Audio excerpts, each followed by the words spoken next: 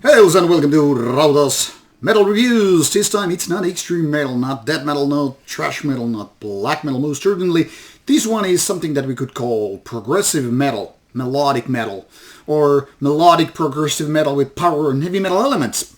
Let's welcome Evergrey from Sweden. A Heartless Portrait is a 13th album by the band, and this was requested by me from Napalm Records because I started to love the band a few years ago. This needs a little bit of a background information, and I'll explain it while I show you this fine looking digipack. Now, a few years ago when I was going to Nordic metal cruise to do some interviews, I decided to do Evergrey interview without even knowing much of the band. I had barely scratched the surface with some of the older recordings recommended to me by a friend.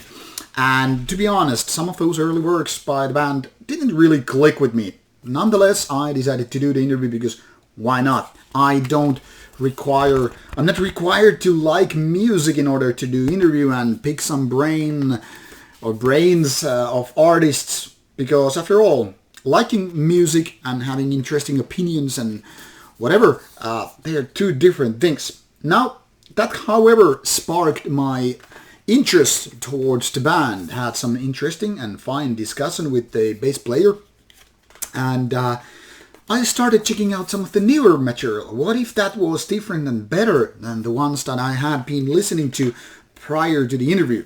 And man, The Atlantic from 2019 clicked with me almost perfectly. It's a great album that totally somehow blew my mind, and I was like, wow, this band is great. So I started listening to the whole discography. Basically just, did that with Spotify, went from the newer material to the older ones, and figured out that the band actually changed their style throughout their career, and at some point it started to become really good for me. That was actually before The Atlantic, but only maybe an album or two, depending on how you want to count it. But there was a change, a pattern almost, like evolution has been happening with the band. Probably that was around Hymns from the Broken or Storm Within albums, which started really clicking with me, but The Atlantic was the one that, made it possible, basically. So anyway, the earlier albums, well, they have their kind of a good ways of progressive power metal, or progressive melodic metal as I call it. I don't really consider this so much power metal. Those newer albums clicked with me. So after the Atlantic album, 2021 came Escape of the Phoenix, which I also reviewed, and I liked it. Not as much as The Atlantic, but pretty goddamn close to it. So it was only natural for me to check out A Heartless Portrait album after those two fantastic ones. And here we are, gonna talk about Heartless Portrait. But before that, let's take a quick look at the band's history. Started in 1995. That's quite of a career, and by now Evergrey is actually pretty big of a band. Not exactly mainstream big, but they really have the talent they could really be that, but it's kind of a harder thing to get into this kind of stuff, because while it at the moment, it's kind of a heavy metal, like more heavy metal than power metal if you ask me, and it's progressive but not too much, and it's melodic right away. I mean, they have checking the boxes. They even have this kind of a Pink Floyd kind of progressive rock moments, which really could do the trick. But the thing here is, maybe they are a little bit too progressive, and maybe they are too dark for the big audience. However, quite big, and I'm happy to say that because, like I said, the band has been really doing wonderful job with these albums. 13th album, A Heartless Portrait, comes with 50 minutes of music, 10 tracks, and I'm happy to say there are no weak moments, not at all, with this album. I've listened to this quite a few times. First, a few times in a couple of times in early June when I was traveling. I was just taking my time with drinks and whatever, and listening to this music, in my own piece, and I was like, man, this is good continuation to The Atlantic and the Phoenix one. And now that I got this physical product in the early days of August, once again I was listening to it both on CD, both on MP3s or Spotify, and I was like, yes, this is really, really clicking me. However, this doesn't have the best of the hit songs, which in my opinion Atlantic has, like Silent Dark or even more so Weightless. But still, this one is really, really good. First of all, like I said, every song is a good one, or maybe even a great one. The thing here is, it's picking the pieces of the Phoenix and the Atlantic, putting them together and kind of separating some of those djent elements which were present with the Atlantic, which were kind of like weird, almost like misplaced ones, but I mean, I could totally live with them. They just felt a little bit like, why? Now, they were not present with the Phoenix, which is a softer and lighter version of the kind of the same idea. And to me, this seems like now a trilogy has been done.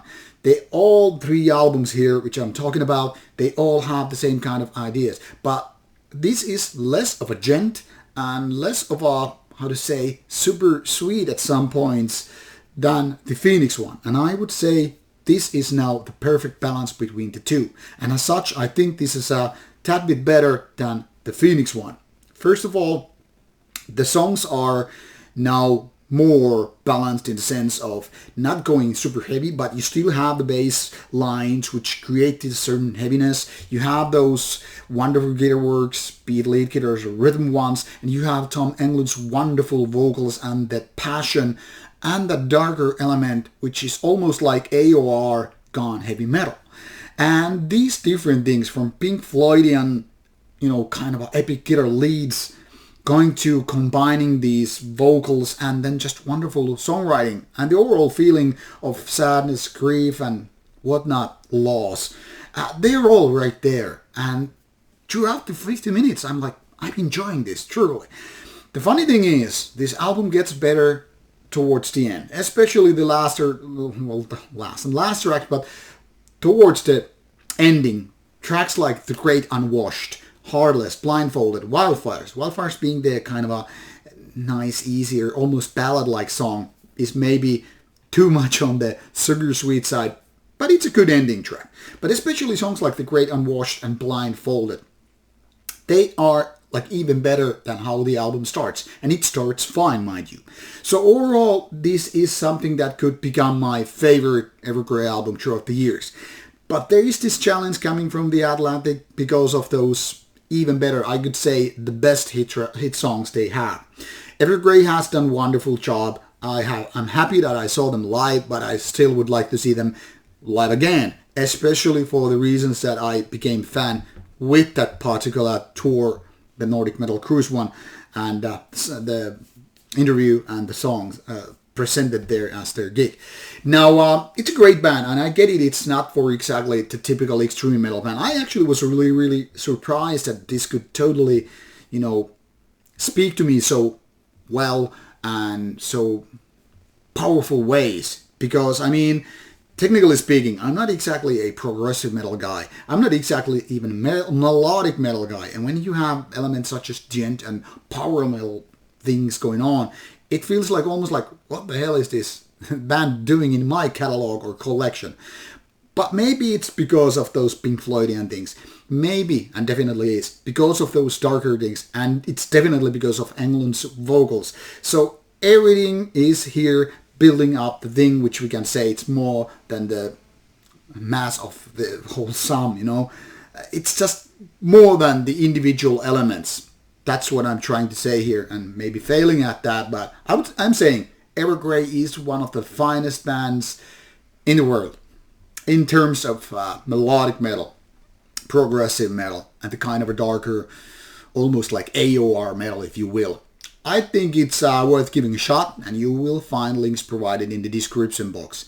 Give it a chance. Might not be your cup of tea, but at least you will learn whether or not that is true. Worked for me, maybe it might work for you. Great album, definitely going on the list of best of 2022 so far. So we'll see if this actually pops up by the time you're done with the year.